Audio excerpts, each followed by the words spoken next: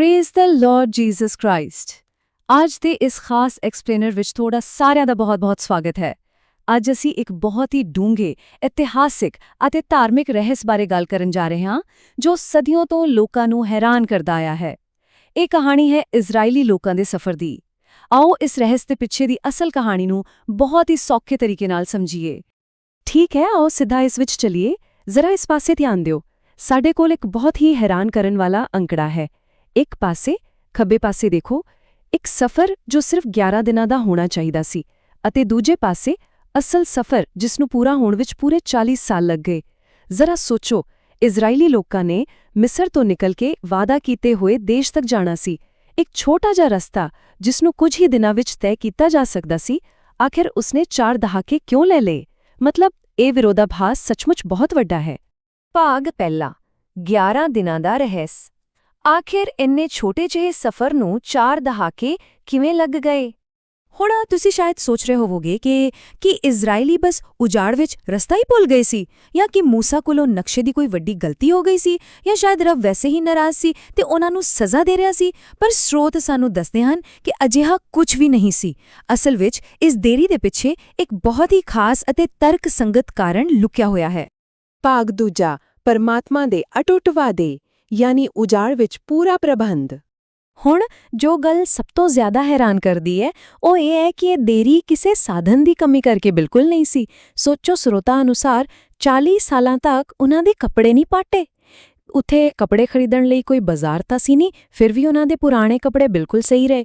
ਲਗਾਤਾਰ ਉਜਾੜ ਵਿੱਚ ਤੁਰਨ ਦੇ ਬਾਵਜੂਦ ਕਿਸੇ ਦੇ ਪੈਰ ਨਹੀਂ ਸੁੱਜੇ, ਕੋਈ ਬਿਮਾਰੀ ਨਹੀਂ ਲੱਗੀ, ਤੇ ਸਭ ਤੋਂ ਵੱਡੀ ਗੱਲ, ਇੱਕ ਅਣਦਿਖਿਆ ਦੂਤ ਲਗਾਤਾਰ ਉਹਨਾਂ ਦੇ ਅੱਗੇ-ਅੱਗੇ ਚੱਲ ਰਿਹਾ ਸੀ। ਮਤਲਬ ਰੱਬੀ ਮਦਦ ਲਗਾਤਾਰ ਉਹਨਾਂ ਦੇ ਨਾਲ ਸੀ। ਤੇ ਸਿਰਫ ਇਹੀ ਨਹੀਂ, ਪਰਮਾਤਮਾ ਨੇ ਜਿੱਤ ਦਾ ਇੱਕ ਬਹੁਤ ਵੱਡਾ ਪੱਕਾ ਵਾਅਦਾ ਦਿੱਤਾ ਹੋਇਆ ਸੀ। ਸਰੋਤ ਦੇ ਅਨੁਸਾਰ ਇਹ ਵਾਅਦਾ ਸੀ ਕਿ ਦੁਸ਼ਮਣ ਇੰਨੇ ਕਾਇਰ ਹੋ ਜਾਣਗੇ ਕਿ ਇੱਕ ਪੱਤੇ ਦੇ ਖੜਕਣ ਦੀ ਆਵਾਜ਼ ਸੁਣ ਕੇ ਵੀ ਭੱਜ ਜਾਣਗੇ। ਪਰਮਾਤਮਾ ਨੇ ਉਹਨਾਂ ਦੇ ਦੁਸ਼ਮਣਾਂ ਦੇ ਦਿਲਾਂ ਵਿੱਚ ਡਰ ਪੈਦਾ ਕਰਨ ਦੀ ਗਾਰੰਟੀ ਦਿੱਤੀ ਸੀ। ਇਸ ਦਾ ਸਿੱਧਾ ਜਿਹਾ ਮਤਲਬ ਇਹ ਸੀ ਕਿ ਇਜ਼ਰਾਈਲੀਆਂ ਨੂੰ ਵਾਅਦਾ ਕੀਤੇ ਹੋਏ ਦੇਸ਼ ਵਿੱਚ ਆਪਣਾ ਅਧਿਕਾਰ ਜਮਾਉਣ ਲਈ ਖੁਦ ਲੜਨ ਦੀ ਕੋਈ ਲੋੜ ਹੀ ਨਹੀਂ ਸੀ। ਉਹਨਾਂ ਦੀ ਜਿੱਤ ਪਹਿਲਾਂ ਹੀ ਤੈਅ ਸੀ।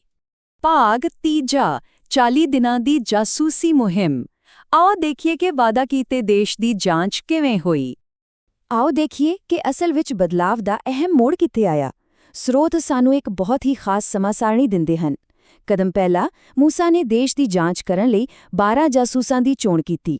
ਕਦਮ ਦੂਜਾ, ਉਹ ਦੁੱਬ ਅਤੇ ਸ਼ਹਿਦ ਵਾਲੇ ਦੇਸ਼ ਵਿੱਚ ਜਾਂਦੇ ਹਨ ਅਤੇ ਪੂਰੇ 40 ਦਿਨਾਂ ਤੱਕ ਉੱਥੇ ਦੀ ਬਾਰੀਕੀ ਨਾਲ ਜਾਂਚ ਕਰਦੇ ਹਨ।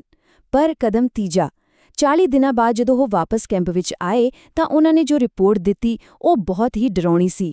ਸਭ ਕੁਝ ਇੱਥੋਂ ਹੀ ਵਿਗੜਨਾ ਸ਼ੁਰੂ ਹੋਇਆ। ਭਾਗ ਚੌਥਾ, ਦੈਂਤ ਬਨਾਮ ਟਿੱਡੇ। ਨਜ਼ਰੀਏ ਦਾ ਇੱਕ ਬਹੁਤ ਵੱਡਾ ਟਕਰਾਓ। ਇੱਥੇ ਸਾਨੂੰ 2 ਬਿਲਕੁਲ ਵੱਖਰੇ ਨਜ਼ਰੀਏ ਦੇਖਣ ਨੂੰ ਮਿਲਦੇ ਹਨ। ਪਹਿਲਾਂ ਕਾਲੇਬ ਨੂੰ ਦੇਖੋ। ਉਸ ਦਾ ਹੌਸਲਾ ਕਮਾਲ ਦਾ ਸੀ।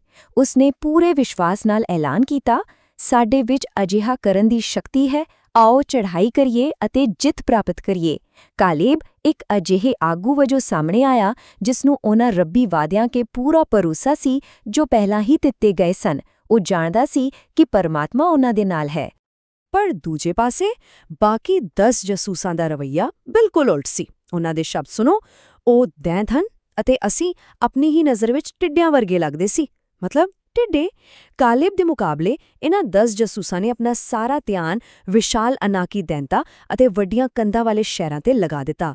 ਇਸ ਡਰ ਨੇ ਪੂਰੇ ਕੈਂਪ ਵਿੱਚ ਇੰਨੀ ਵੱਡੀ ਨਿਰਾਸ਼ਾ ਫੈਲਾ ਦਿੱਤੀ ਕਿ ਲੋਕ ਅੱਗੇ ਵਧਣ ਦੀ ਬਜਾਏ ਵਾਪਸ ਮਿਸਰ ਦੀ ਗੁਲਾਮੀ ਵਿੱਚ ਜਾਣਾ ਚਾਹੁੰਦੇ ਸਨ। ਹੈਰਾਨੀ ਦੀ ਗੱਲ ਹੈ ਨਾ? ਭਾਗ ਪੰਜਵਾਂ, ਅਵਿਸ਼ਵਾਸ ਦੀ ਕੀਮਤ। ਤੇ ਹੁਣ ਸੁਣਾਇਆ ਜਾਂਦਾ ਹੈ ਇਤਿਹਾਸਿਕ ਫੈਸਲਾ। ਸੋ ਸਭ ਤੋਂ ਜ਼ਰੂਰੀ ਨੁਕਤਾ ਇੱਥੇ ਆਉਂਦਾ ਹੈ। ਜਦੋਂ ਅਸੀਂ ਇਸ ਦਾ ਹਿਸਾਬ ਦੇਖਦੇ ਹਾਂ ਤਾਂ ਸਜ਼ਾ ਬਹੁਤ ਹੀ ਸਪਸ਼ਟ ਹੈ। ਖੱਬੇ ਪਾਸੇ ਉਹਨਾਂ ਨੇ 40 ਦਿਨ ਜਾਸੂਸੀ ਕੀਤੀ, ਪਰ ਉਹ 40 ਦਿਨ ਪੂਰੀ ਤਰ੍ਹਾਂ ਸ਼ੱਕ ਨਾਲ ਭਰੇ ਹੋਏ ਸੀ। ਇਸ ਦਾ ਨਤੀਜਾ ਕੀ ਨਿਕਲਿਆ? ਸੱਜੇ ਪਾਸੇ ਦੇਖੋ, ਹਰ ਇੱਕ ਦਿਨ ਦੇ ਸ਼ੱਕ ਲਈ ਉਹਨਾਂ ਨੂੰ ਉਜਾੜ ਵਿੱਚ ਭਟਕਣ ਦਾ 1 ਸਾਲ ਮਿਲਿਆ। ਹਾਂਜੀ, 1 ਦਿਨ ਦਾ ਸ਼ੱਕ ਬਰਾਬਰ 1 ਸਾਲ ਦੀ ਸਜ਼ਾ। ਇਸ ਸਿੱਧੇ ਹਿਸਾਬ ਨਾਲ 40 ਦਿਨਾਂ ਦੀ ਜਾਸੂਸੀ 40 ਸਾਲਾਂ ਦੇ ਭਟਕਣ ਵਿੱਚ ਬਦਲ ਗਈ। ਨੰਬਰ 40, ਇਹ ਸਿਰਫ ਇੱਕ ਗਣਿਤ ਦਾ ਅੰਕੜਾ ਨਹੀਂ ਹੈ, ਇਹ ਇੱਕ ਬਹੁਤ ਹੀ ਡੂੰਘਾ ਪ੍ਰਤੀਕ ਹੈ। ਇਹ ਨੰਬਰ ਸਾਨੂੰ ਸਿੱਧਾ ਯਾਦ ਦਿਵਾਉਂਦਾ ਹੈ ਕਿ ਕਿਵੇਂ ਜਾਸੂਸੀ ਦੇ ਉਹ 40 ਦਿਨ ਸਿੱਧੇ ਤੌਰ ਤੇ 40 ਸਾਲਾਂ ਦੀ ਲੰਬੀ ਅਤੇ ਥਕਾ ਦੇਣ ਵਾਲੀ ਉਡੀਕ ਵਿੱਚ ਬਦਲ ਗਏ। ਇਹ ਉਹਨਾਂ ਨੂੰ ਵਾਅਦਾ ਕੀਤੇ ਹੋਏ ਦੇਸ਼ ਤੋਂ ਬਾਹਰ ਰੱਖਣ ਦਾ ਇੱਕ ਬਹੁਤ ਹੀ ਸਿੱਧਾ ਨਤੀਜਾ ਸੀ। ਅਤੇ ਇਹ ਚੀਜ਼ ਸਾਨੂੰ ਬਿਲਕੁਲ ਸਪਸ਼ਟ ਕਰ ਦਿੰਦੀ ਹੈ ਕਿ ਅਸਲ ਸਮੱਸਿਆ ਕੀ ਸੀ। ਇਹ ਨਾ ਤਾਂ ਭੂਗੋਲ ਦੀ ਸਮੱਸਿਆ ਸੀ, ਨਾ ਹੀ ਸਾਧਨਾਂ ਦੀ। ਇਹ ਸਮੱਸਿਆ ਸੀ ਅਵਿਸ਼ਵਾਸ ਦੀ, ਯਾਨੀ ਜੋ ਵਾਅਦੇ ਤੁਹਾਨੂੰ ਦਿੱਤੇ ਗਏ ਹਨ ਉਨ੍ਹਾਂ ਤੇ ਭਰੋਸਾ ਕਰਨ ਵਿੱਚ ਅਸਫਲ ਰਹਿਣਾ। ਅਤੇ ਜਦੋਂ ਅਜਿਹਾ ਹੁੰਦਾ ਹੈ ਤਾਂ ਸਿੱਧੇ ਤੌਰ ਤੇ ਤੁਹਾਡੀ ਪ੍ਰਗਤੀ ਰੁਕ ਜਾਂਦੀ ਹੈ ਅਤੇ ਸੰਭਾਵਨਾਵਾਂ ਅਧੂਰੀਆਂ ਰਹਿ ਜਾਂਦੀਆਂ ਹਨ।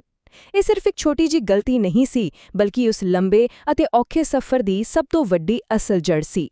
ਭਾਗ 6ਵਾਂ ਸਾਡੇ ਸਫ਼ਰ ਲਈ ਸਬਕ, ਯਾਨੀ ਦਿਲ ਦੀ ਅੰਤਿਮ ਪ੍ਰੀਖਿਆ।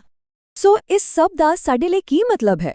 ਪਹਿਲੀ ਗੱਲ, ਮੁਸ਼ਕਲਾਂ ਅਤੇ ਦੇਰੀ ਸਾਡੇ ਦਿਲ ਦੇ ਅਸਲ ਇਰਾਦਿਆਂ ਨੂੰ ਪਰਖਣ ਲਈ ਹੁੰਦੀਆਂ ਹਨ। ਦੂਜਾ, ਜੇ ਵਿਸ਼ਵਾਸ ਦੀ ਕਮੀ ਹੈ ਤਾਂ ਸਾਡੀ ਅੱਗੇ ਵਧਣ ਦੀ ਰਫ਼ਤਾਰ ਪੂਰੀ ਤਰ੍ਹਾਂ ਰੁਕ ਜਾਂਦੀ ਹੈ। ਅਤੇ ਤੀਜਾ, ਅਵਿਸ਼ਵਾਸ ਸਾਨੂੰ ਸਾਡੀ ਅੰਤਿਮ ਮੰਜ਼ਿਲ ਵਿੱਚ ਦਾਖਲ ਹੋਣ ਹੀ ਨਹੀਂ ਦਿੰਦਾ। ਬਿਲਕੁਲ ਇਜ਼ਰਾਈਲੀਆਂ ਵਾਂਗ ਜੋ ਆਪਣੇ ਅਵਿਸ਼ਵਾਸ ਕਾਰਨ ਦਾਖਲੇ ਤੋਂ ਰਹਿ ਗਏ ਸਨ। ਜ਼ਿੰਦਗੀ ਵਿੱਚ ਅੱਗੇ ਵਧਣ ਲਈ ਵਿਸ਼ਵਾਸ ਹੀ ਸਭ ਤੋਂ ਜ਼ਰੂਰੀ ਕੁੰਜੀ ਹੈ। ਹੁਣ ਇਸ ਐਕਸਪਲੇਨਰ ਨੂੰ ਖਤਮ ਕਰਨ ਤੋਂ ਪਹਿਲਾਂ ਮੈਂ ਤੁਹਾਡੇ ਲਈ ਇੱਕ ਬਹੁਤ ਹੀ ਡੂੰਘਾ ਸਵਾਲ ਛੱਡ ਕੇ ਜਾਣਾ ਚਾਹੁੰਦਾ ਹਾਂ ਕਿ ਅਵਿਸ਼ਵਾਸ ਅੱਜ ਵੀ ਸਾਡੇ ਸਫ਼ਰ ਵਿੱਚ ਦੇਰੀ ਕਰ ਰਿਹਾ ਹੈ? ਜ਼ਰਾ ਸੋਚੋ ਕਿ ਸਾਡੀ ਜ਼ਿੰਦਗੀ ਵਿੱਚ ਕੋਈ ਐਸਾ 11 ਦਿਨਾਂ ਦਾ ਸਫ਼ਰ ਹੈ ਜੋ ਸ਼ੱਕ ਅਤੇ ਡਰ ਕਾਰਨ 40 ਸਾਲਾਂ ਵਰਗਾ ਲੱਗ ਰਿਹਾ ਹੈ। ਆਪਣੇ ਟੀਚਿਆਂ ਅਤੇ ਵਾਅਦਿਆਂ ਤੇ ਪੂਰਾ ਵਿਸ਼ਵਾਸ ਰੱਖਣਾ ਬਹੁਤ ਜ਼ਰੂਰੀ ਹੈ ਤਾਂ ਜੋ ਅਸੀਂ ਰੁਕੀਏ ਨਾ। ਇਸ ਖਾਸ ਐਕਸਪਲੇਨਰ ਵਿੱਚ ਸਾਡੇ ਨਾਲ ਜੁੜਨ ਲਈ ਤੁਹਾਡਾ ਬਹੁਤ-ਬਹੁਤ ਧੰਨਵਾਦ। ਸਿੱਖਦੇ ਰਹੋ ਅਤੇ ਹਮੇਸ਼ਾ ਅੱਗੇ ਵਧਦੇ ਰਹੋ।